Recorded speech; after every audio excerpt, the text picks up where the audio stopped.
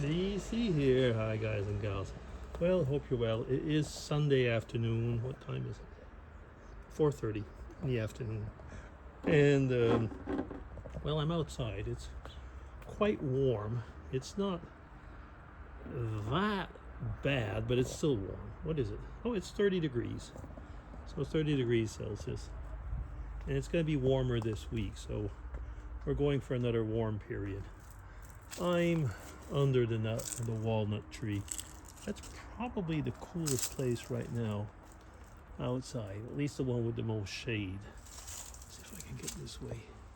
Yeah, it's mentioned rain a little bit, and all that we got was micro droplets.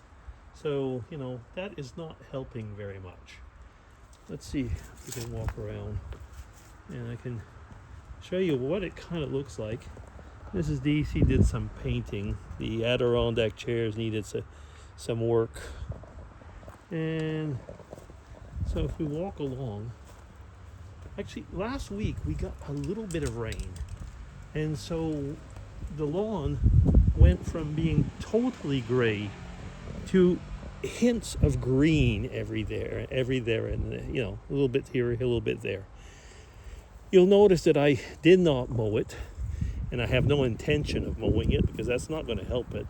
But these type of stringy things kind of grow all over. That's one thing about lawns. It seems that, weeds are much tougher than than the lawn.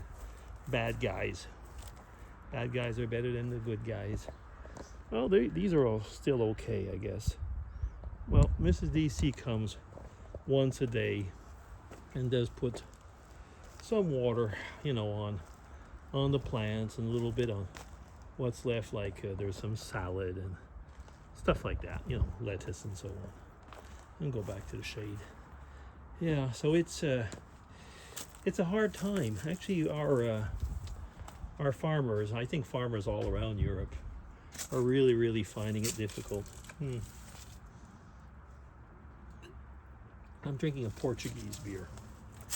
It's actually probably the cheapest beer in Switzerland. I'm not quite certain, but we have a lot of Portuguese here, and I guess they really love their beer. Let me see if I can get that fit a beer in the tree. Yeah, will that hold? It's not wanting to hold. Well, maybe. No. I have another one somewhere that you can just kind of tie it around a branch. What was it? What were they called? Gorilla pods or something like that. And yeah, I do know where it is. And I could just kind of tie it around the branch, and then I would have both hands free. That wouldn't be too bad either, would it? We were at church today, and I was the cameraman. Sometimes, especially in summer, there's more children around. Well, actually, there's less children around, but I don't know if the parents are just letting them go a bit or whatever. But the first part of the service is what we call worship. Basically, it's we're singing hymns and stuff like that, and prayers and so on. And depending on the songs, I guess the kids might like it, but depending on the songs, they might not like it as much. So the younger kids tend to run around a little bit in that period. It's okay. It's not like they're creating a big ruckus. But I have the camera on a tripod. Well, actually, I have my Digicam on a tripod. I wouldn't put my most expensive camera probably over there. And the kids run around, and they've never actually hit the tripod, but they've been pretty close a few times. So I kind of have to keep an eye on that. Yeah. Then when this worship part is over, the children usually go down to the equivalent of Sunday school for different age groups, up to teens, basically up to early teens or something like that. And then when they're older, well, they basically stay with us. But all age groups have their room and so on. It's a bit more of a problem in summer because people take vacations and so on, so we kind of make do. But yeah, so that's it. Yeah.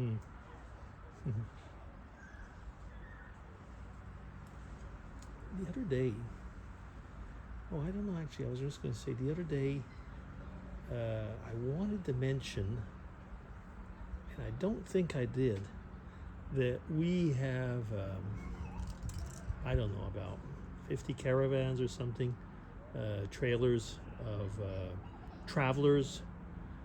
Used to be, we'd call them gypsies, but you can't do that anymore. And I think that they're called in the English-speaking world travelers now. At least I know in Ireland and probably in the UK as well. So yeah, but they're very quiet, surprisingly, because they aren't always. This is a group mostly from France. I can tell from the license plates.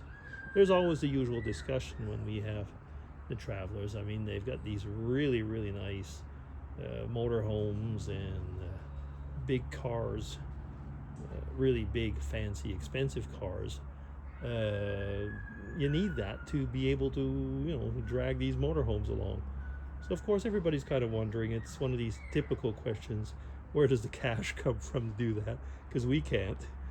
Yeah, it does also get some people annoyed because where they're parking, that's actually where we have the fair and little things like that.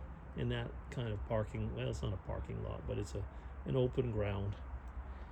And so they're using the electricity and all that. I mean, they're paying for it. I know, as far as we know, each caravan has a fee or the lot anyway. I mean, I don't get into the details, but I know that it's not like if they're just there.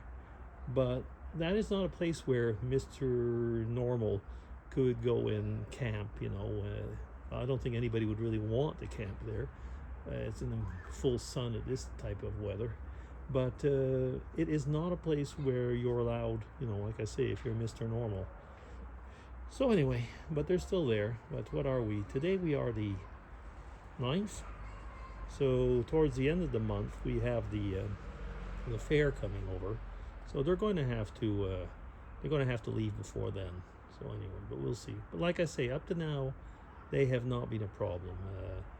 We've had periods where they would come around and snoop near the house and ask if they could do things, and they'd walk on the grounds without asking. So we closed the gates, just not to be bugged.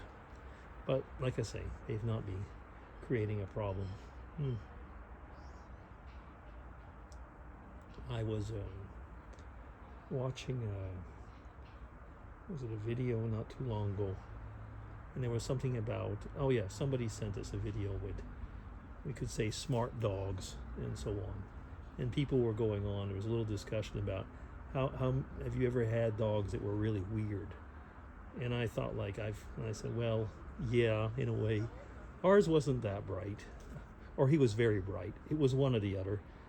Maybe it was the other, because he knew how not to obey, not to ask, and always get things done. And I have said before, we had a cat who was just so smart. You could teach her things which you would just, other people were teaching the dogs. Dago didn't want to learn, but Cleo did. Cleo was pretty incredible though. She was weird, because she would take control of Dago in a way that was abnormal. Most cats don't go on to the dogs, into the dog's territory. Well, she went under the dog.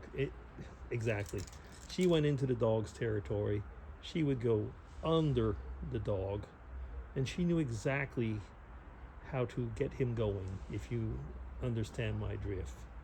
And she'd make him go all the way. Yes. And he would, sometimes he'd go nuts. A few times I had to stop him because he was trying to mount her. I mean, I know dogs do things like that, but Cleo just didn't learn. She would come back to him and treat him very regularly. And I think that's probably why they got along so well, at least Dago certainly didn't seem to mind or knew. Actually, he was, when I think about it, he was trained in a way, but trained by the cat, because whenever she came close, he stood up. Not out of reverence. Well, maybe it was. Anyway, weird things happen with pets. You got any weird stories with your pets like that? Many people have told me that when they have both cats and dogs, the cats take over. And I have been told a few stories, not quite as weird, because I haven't gone into the whole details yet about Cleo, but not quite as weird. But I've heard quite a few stories, you know, where basically the cat was the one running the show. Yeah, I didn't even know I was going to talk about that today. Strange, when you start a vlog, you just never quite know where it'll end up. But I'm going to stop here. I'm coming up to 11 minutes. So that'll be DC signing off. Take care, everybody. And hope you're doing well. Hey, I didn't even talk about us going to. Well, I'll laugh for another time. Take care. Bye-bye.